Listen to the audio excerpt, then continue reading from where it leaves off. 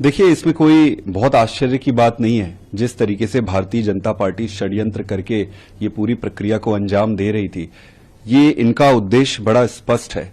किसी भी तरीके से ये अरविंद केजरीवाल को फंसाना चाहते हैं, किसी भी तरीके से अरविंद केजरीवाल जी को राजनीतिक रूप से ये खत्म करना चाहते हैं।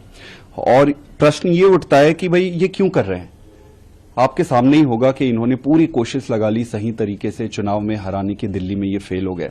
इन्होंने पूरी कोशिश कर ली पंजाब में रोकने की, ये फेल हो गए। फिर दिल्ली में वापस एमसीडी का चुनाव ये हार गए। और जिस तरीके से आम आदमी पार्टी का विस्तार हो रहा है, नरेंद्र मोदी जी को और भारतीय जनता पार्टी को यह स्पष्ट हो गया कि इस पार्टी को और अरविंद केजरीवाल को लीगल तरीके से चुनाव में हराना मुश्किल ही नहीं, नामुमकिन होते जा रहा है। फिर उन्होंने कोशिशें की कि काम रोक के इनको चुप करा लो। काम रोक के भी कुछ हुआ नहीं, काम जैसे तैसे मैनेज हो ही गया। फिर इन्होंने डराया, धमकाया और बाकी के साथियों को जेल में डाला। इन्होंने वो कोशिशें कर ली, मनीष जी को कोशिश कर ली, सत्येंद्र जैन जी को, संजय सिंह जी को, वो भी फेल हो गई। इनको ये बड़ा स्पष्ट हो गया है कि इस आदमी को और किसी तरीके से रोकना मुश्किल है, इसको फिनिश कर दो।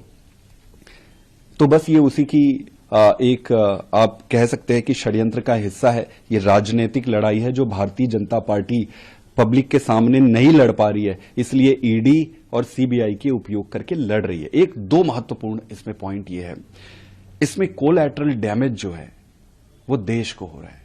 आप देखेंगे कि संस्थाओं को बनने में दशकों लग जाती है।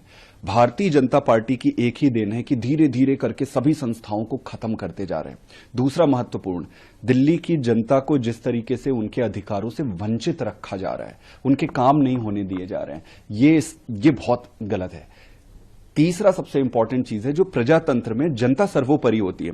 आज मोदी जी और भारतीय जनता पार्टी ने ये संदेश दिया है और देते आ रहे हैं कि जनता चाहे जो मर्जी जिसको वोट दे, जिसको चुनाव जिताए, सरकार तो मैं ही चलाऊंगा क्योंकि मेरे पास पावर है।